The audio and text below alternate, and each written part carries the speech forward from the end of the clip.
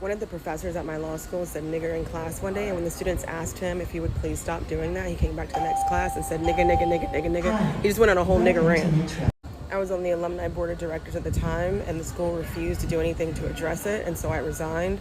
The only thing they offered the students was that they could switch to the other common law professors, but it was so close to finals, it just didn't make any sense. And these two professors, I had both of them for different classes, are so very different. You can't switch from one to the other.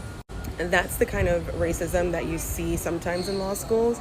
But I want to talk about a different kind of racism that is more pervasive and everyday and harder to address. So I signed up for a class with a professor once where she had a very strict rule that you could only have a certain number of absences.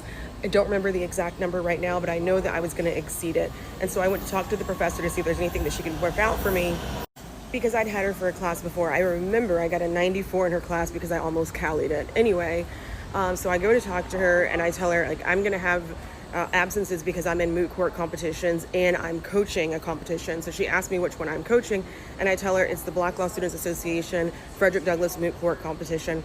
That competition, unlike others, has a qualifier to it. So if you don't make the qualifier, then you don't go on to the competition.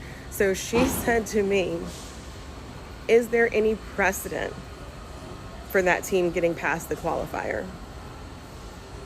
She didn't know, but she assumed that it was a possibility. No questions about missing class for the competitions that I was actually in, just the one that I was coaching, just the one that happened to be hosted by the Black Law Students Association. And someone's gonna come and try and defend her and say it wasn't a racist assumption that she made. She was just looking at all angles. She let me stay in the class anyway. And sometimes people don't realize, yes, the thought is racist, even if you don't act on it.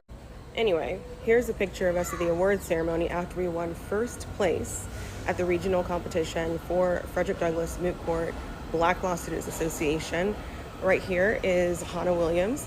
She is actually on TikTok as a nurse turned attorney, offering all kinds of legal assistance to nurses because she was a nurse before coming to law school.